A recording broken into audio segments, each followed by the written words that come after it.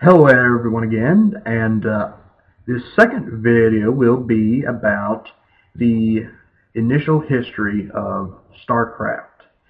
Uh, some of our friends at school know that I adore Starcraft. I love it a lot, but a lot of them do not know what Starcraft actually is. So what this video will attempt to do is I'll try to explain, try to tell the events of to tell the most important events prior to the beginning of the Starcraft 1. Well, the story actually starts tens of millions of years before the initial events of the first Starcraft game. There's this race known as the Xel'Naga. There should be a picture or a text box showing how exactly it's spelled, and they were a race that went around to other planets and uplifted species. They made them more intelligent and stuff. They affected their course of history.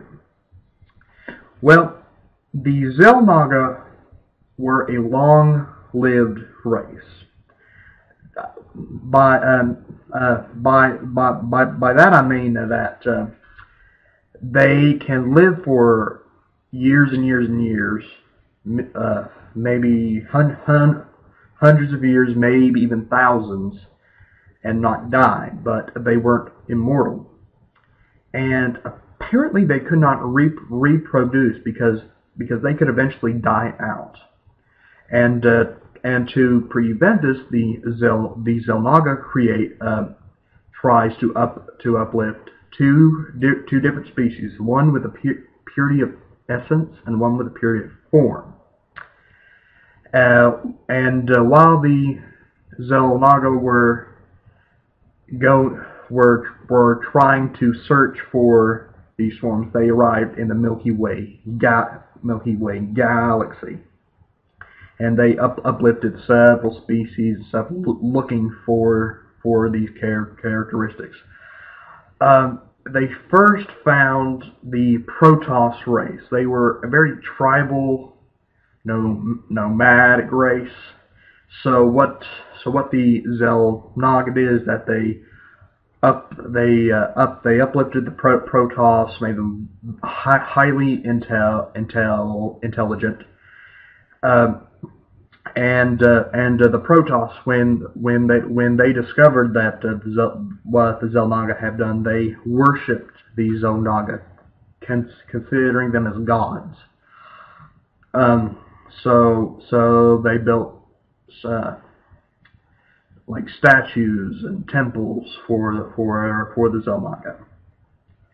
Well, there was strife starting to form between the Protoss and bloodshed. So I don't think I mentioned this before, but the Protoss had the purity of form that the Xel'Naga were looking for. So what happened with the Xel'Naga considered the Protoss a huge disappointment. So they left them, and then the Protoss felt abandoned, and then they were lots and lots of wars, and one war in particular, which I'll be going over later. And then the Xel'Naga were looking for a race that had the purity of essence. That's when they came upon an insectoid type race known as the Zerg. The Zerg were initially like a larva type alien, but when the Xel'Naga uplifted them, the Xel'Naga gave them a power to assimilate other aliens into their fold. And the Xel'Naga, in order to avoid what happened with the Protoss, they created one mind to serve over the Zerg, and this entity was known as the Overmind. Well, uh, while the Xel'Naga were watching the Zerg from afar, the Overmind became aware of the Xel'Naga. So the Overmind gathered a large force and wiped out most of the Xel'Naga. So the Xel'Naga decided to leave, and as far as we know, they died out. Now what the thing is with the purity of form and the purity of essence? Well, the Xel'Naga believe that after a certain period of time, the Zerg and the Protoss will eventually come, that these two forms will come together and form Xel'Naga. Okay, and the Zerg began assimilating many aliens into their fold, like the Behemoths, which would eventually become their form of transportation across the universe. They would be known as the Overlords. And then the Protoss have a very interesting background. There was this one major battle known as the Aeon of Strife, which I don't know most of the details, but I know there was this big Protoss hero known as Adun, and if you have ever played any of the Starcraft games, you know that some of the Protoss units had the battle cry Intaro Adun or Adun Toridas, which translates to like in the name of Adun, or Adun be with us. Well, Adun protected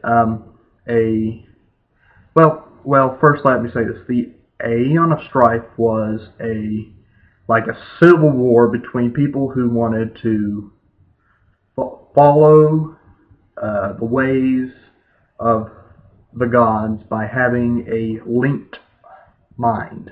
The Protoss were a psionic race, so they could it's known as the Kala, which they could the Protoss could communicate with each other through the Kala, and there was this one group that did not want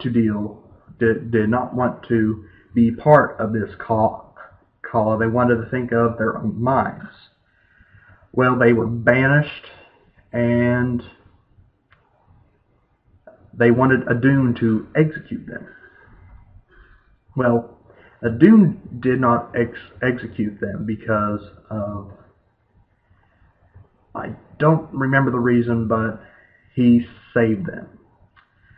Well, the race that did not want to be linked to the Kala the group that did not want to be linked to the Kala would later be known as the Dark Templar. They would be they would be controlling dark psionic energies where they can have cloaking abilities and stuff. These Dark Templar cut off parts of their, it's like their hair, I'm guessing. They sever it, and these body parts allow them to link to the Kala. And then the other Protoss, they followed the way of the Kala. They followed the way of the Kala, and they focused more on the better. I don't really know how to put this, but anyway, let's see. And the main group of Protoss later formed a conclave, which would later play a role in the Starcraft 1 game. Now, there is a third race known as the Terran. The Terran have not were not uplifted by the Xel'Naga. They were Terran in this instance are basically humans. They were called Terran for I don't know why, but the Terran came to the Caprulu sector, I believe that's how it's called, where the events of StarCraft 1 take place, when Earth decides to send a bunch of prisoners to a planet far away. Well, the ships did not make it; they crashed. So these humans formed cities and civilizations, and they became a phenomenal force in the Caprulu sector. So now I introduced 4 of the main races, 3 which are only playable. You can only play the Terran, Zerg, and Protoss in StarCraft 1. However, the Xel'Naga are mentioned in StarCraft 1. You don't really see them, but they become the main theme, I guess, of StarCraft 2. Well, I believe that's all the information I will be getting across today. Tell me if you guys would like me to go over each campaign of the original StarCraft game, so you guys can look at it, so you guys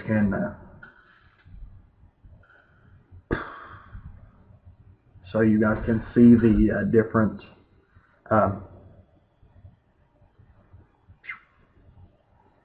so you guys can know the campaign, the storyline after this.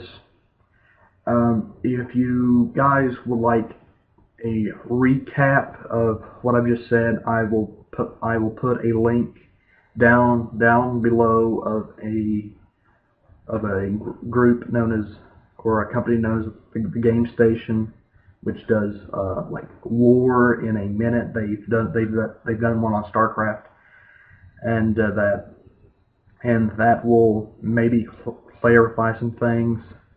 And I will post a link to a person named Mike Lamond, also known as Husky Starcraft, is starting to do playthroughs of StarCraft 1. So I will post a link to his first video he has. So there are many ways for you to know about StarCraft. So I hope you guys enjoyed this vlog, and I have one more to go today. So I guys hope you enjoy this. So bye.